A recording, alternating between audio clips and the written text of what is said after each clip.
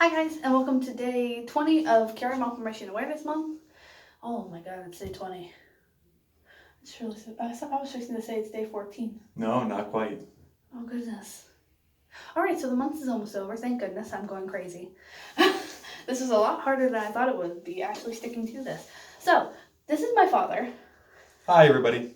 Do you want to say your name or your actual name? Or just Dad? Dad, Brian, Okay. It doesn't matter to me. So this is him. I told you guys I was going to be bringing on one of my parents to sort of talk about what it was like when I went through it. If you guys need to, or their view on what happened with it all.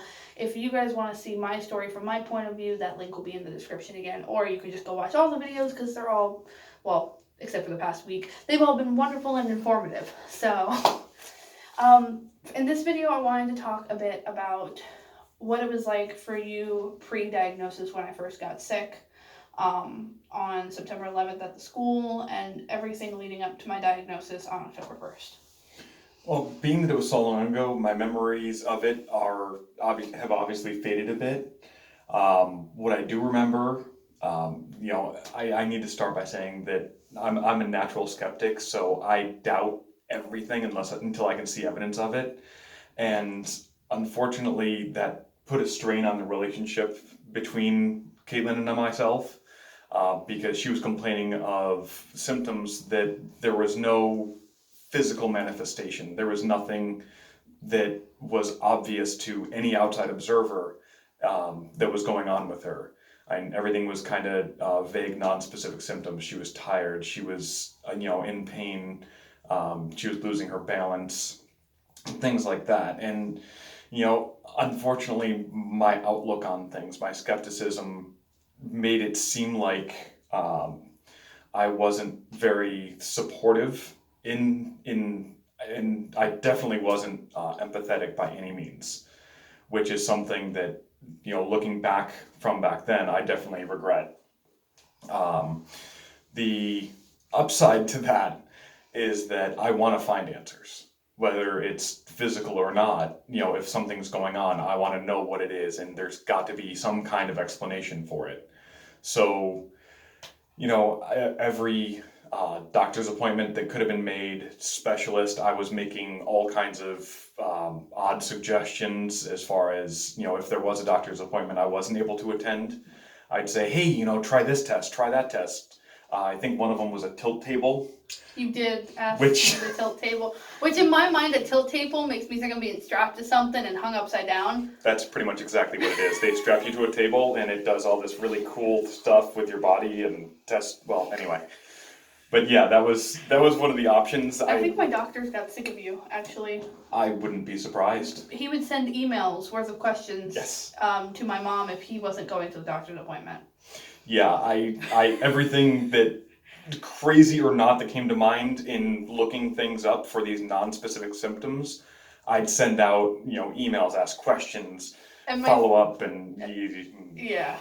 And the symptoms I gave, when he says non-specific, he means non-specific. I would say things like, it feels like my brain is spinning inside my head, which doesn't make any sense. She complained of a lack of balance, being tired all the time. Again, it's just, it non-specific was a problem for me. So, I mean, as far as me with questions constantly. Yeah, then there was that. You're tired. What do you mean by tired? Where are you tired? How are you tired? You have a headache. What do you mean? What hurts? How does it hurt? What's going on? Where does it hurt? Yeah. Where does your head hurt? Is it a throbbing, pointing, scraping pain? What is it? I don't think any of those things are actually words, but I don't think so. Stabbing, sharp, throbbing. There we go. That's what I was looking for. Yeah. Anyway. And he would ask me that just constantly. Every time I mentioned I wasn't feeling good. And bear in mind, this is the person who was always like, all right, guys, let's go outside. Let's do stuff. Let's get going. We got a weekend. We're going to go outside. We're going to have fun. And I was a sophomore in high school and didn't want to do any of that. And then you add on the fact that I was now laying on the couch constantly saying, I want to die, basically. Yeah, so her normal stubbornness about not wanting to go outside and do stuff and be active, on top of, this new thing that was going on, it kind of compiled itself. But I was I was taught the error of my ways once the diagnosis did finally come in.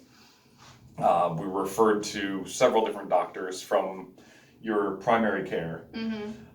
Went to the main hospital in the area, went through a few doctors there. After they ran some tests, they finally got an MRI, which is what referred them to. That was done by the ear, nose, and throat doctor. Which seems odd, but it worked. Well, he wanted to see if it was something with my eardrums. That's right, because of the balance. Yep. And then lo and behold, we got an answer. Hooray, MRI. Which we will talk about in the next video. So. But yeah, the important thing that I want to get across is that, again, the non-specific symptoms and the apparent doubt that I was exhibiting caused a serious issue. It put a real strain on our relationship. She thought that, I didn't believe her, that I thought she was lying about the whole thing, making it all up, which wasn't the case. But then again, I didn't really make it seem like I believed her and I was behind her either. All I was doing was, there's got to be an answer. We've got to figure this out. Let's go see someone else. Let's talk to someone else. Let's do some more research. Which is not what she wanted. I mean, yeah, she wanted an answer too, but she also wanted someone who could empathize and be understanding, which is really the advice to any parent of a child who's going through this or feeling any non-specific symptoms, is you've got to be supportive of your child, no matter what. Don't let something like this get in between you and your child. Your job as a parent is to be there for your kid. You've got to be understanding, you've got to be patient, you've got to be empathetic no matter what. No matter how frustrated you get with the fact that you don't have an answer. Yes. Not having an answer is frustrating and worrisome. I mean, there's no other way to say it. Especially when your overactive 15-year-old suddenly is on the couch constantly. Yeah. Not wanting to go out with friends, not wanting to go to school. I had never not wanted to go to school, just for the record. That's very true. And all of a sudden I was not in school for 2 weeks straight. Yeah, and I mean, the fact that you're watching this video in the first place probably already gives you a leg up, because Chiari isn't something that's well known, unfortunately, which I look very forward to talking about later. But in the meantime, they call it the practice of medicine for a reason. There's dozens of doctors in almost every area. Primary care physicians are good for the overall stuff. They refer you to specialists. Specialists are very, very good in a very specific area. And if whatever is affecting someone isn't in their area, then they refer you to someone else. The point is, you've got to keep fighting. Just keep fighting, get an answer, get more tests, and MRIs are a great, great thing. And they're non-invasive, which is nice. The most invasive thing about an MRI is the fact that they put a needle in my arm and shot colorful liquid into my brain. Not in my brain, around my brain. They call it a contrast. That. I think it is radioactive. Is it really? Yeah, a little bit. Not harmfully, like less so than an X-ray. But yeah, it glows on the readout, and it's really cool. Actually, I still have the disc at home. I still have my disc too. Nice. Yeah. All right, guys. So he will be back in like 3 days with another video. I'm recording them all at once, so don't expect any clothes to change because I'm lazy. And it's also the end of the month, which means I'm extra lazy. So, I mean, it's lucky I made it this far. Usually I just start skipping videos and then just stop. So, I will see you guys soon. Make sure to go check out the rest of my videos. Check out my original story and my link. And I will see you guys all tomorrow. This is Caitlin signing off. Bye.